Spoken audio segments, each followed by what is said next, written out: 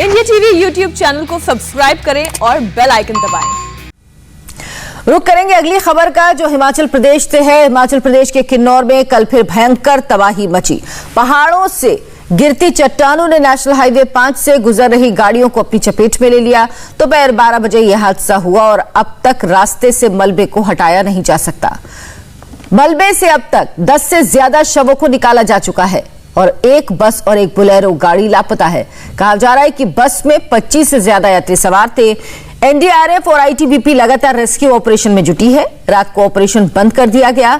सुबह एक बार फिर से लापता बस की तलाश शुरू होने वाली है। तो किन्नौर में बस हादसा हुआ जिसमें 14 लोगों को मलबे से निकाला गया, लेकिन कई लोग अभी लापता हैं और उनकी तलाश की जा रही है।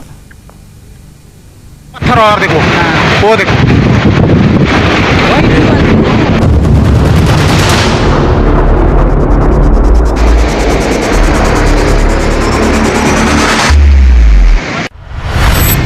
बुधवार को दोपहर 12 बजे का वक्त हो रहा था और हिमाचल प्रदेश के किन्नौर में पहाड़ का एक हिस्सा मलबे में तब्दील होकर हाईवे पर बिखरता जा रहा था।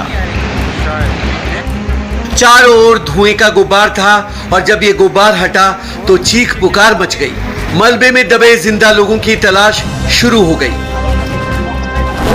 अभी नहीं फिलहाल आगे आगे और कोई नहीं, दोनों ना इकट्ठी मत छोड़ना। एक थोड़ी गिली के और अंदर को घुसेड़ना ना।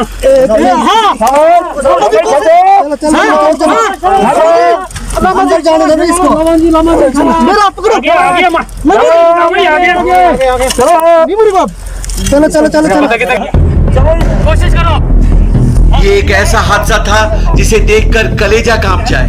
एक ऐसी तस्वीर जो दिल की धड़कनें रोक दे। वो देखो,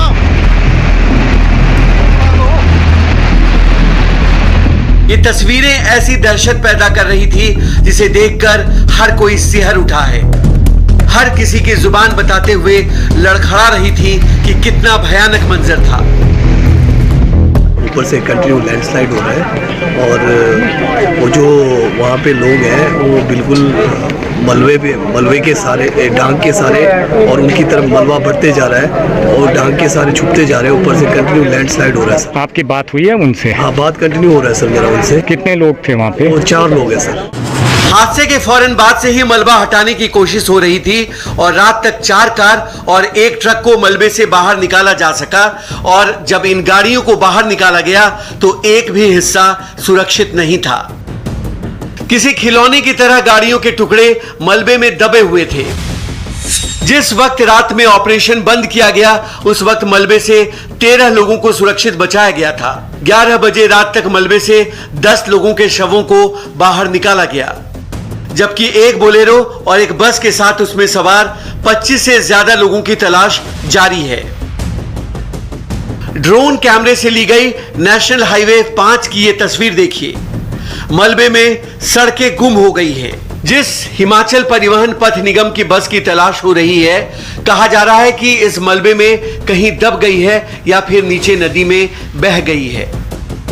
ऐसा बताया जा रहा है कि ब्राइट सनशाइन था, बहुत ज़्यादा मौसम भी ख़राब नहीं था और ये रिकांगपिओ से शिमला जाने वाली जो हाईवे है उसमें लगभग 45 किलोमीटर दूर रिकांगपिओ से अचानक लैंडस्लाइड शुरू हो गया और इसमें बड़े बड़े पत्थर और टी ट्रंक्स और मिट्टी, ये पूरा रबल आने लगा नीचे। ऐसा बताया जा रहा है 6 गाड़ियाँ, जिसमें कि एक बस HRTC की 32 सीटर और एक ट्रक है जो कि ट्रॉली के रूप में इस्तेमाल हो रहा था और साथ ही साथ 3 से 4 गाड़ियाँ और हैं जो फंसी हुई हैं।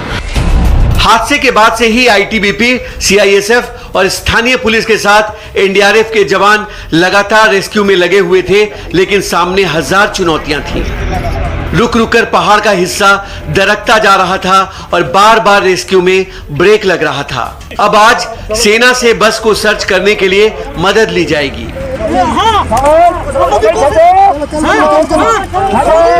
जिस परिवार के लोग बस में सवार थे उनकी नाराजगी भी बढ़ती जा रही है।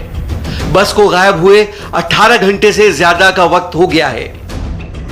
पत्रकार बंधु के माध्यम से कहना चाहता हूं, जिसने इस रेस्क्यू में ढिलाई बरती है उनके खिलाफ सख्त से सख्त कार्रवाई की जाए, एक्शन लिया जाए। सीएम साहब आएंगे, हम बात करेंगे उनसे। एक दर्द समझो, मेरे भी पिताजी है उस बस में, कोई पता नहीं जिंदा या मर गए हैं। पता नहीं कितने घर के लोग, कितने रिश्तेदारों के लोग उसमें पड़े होंगे, दर्द से करा रहे होंगे, रो रहे होंगे। एक एक पल जिंदगी और मौत के फासले को कम करता जा रहा है। रेस्क्यू में आ रही दिक्कतों का अंदाजा इस बात से भी लगा सकते हैं कि हादसे के 16 घंटे के बाद भी मलबा हटाया नहीं जा सका है। घटना के बाद प्रधानमंत्री से लेकर मुख्यमंत्री तक सबने दुख जताया। मरने वालों के परिजनों को 2-2 लाख का मुआवजा दिया गया, लेकिन इस मुआवजे से क्या होगा? दर्जनों लोगों की भागती दौड़ती जिंदगी एक झटके में ठहर गई। मेरा बेटा सूर्यवंशी दर्जी का काम करता है। वो सुबह निगुलसारी आया, निगुलसारी से उसने ज्यूरी जाना था। निगुलसारी से फिर बस में बैठा, मोरंग बस में, मोरंग से हरिद्वार जाती है, उसमें बैठा और वो ज्यूरी नहीं पहुंचा। और यहीं पे अभी 2 किलोमीटर के पास हादसा हुआ है। कोई कुछ पता नहीं लग रहा है। मोबाइल स्विच ऑफ है, मोबाइल वगैरह स्विच है। यूं तो रेस्क्यू ऑपरेशन रात में बंद हो गया, लेकिन परिजनों को नींद नहीं आई। रात भर मलबे में अपनों की तलाश करते रहे। कहीं किसी की धड़कन की आवाज मलबे में धड़क तो नहीं रही।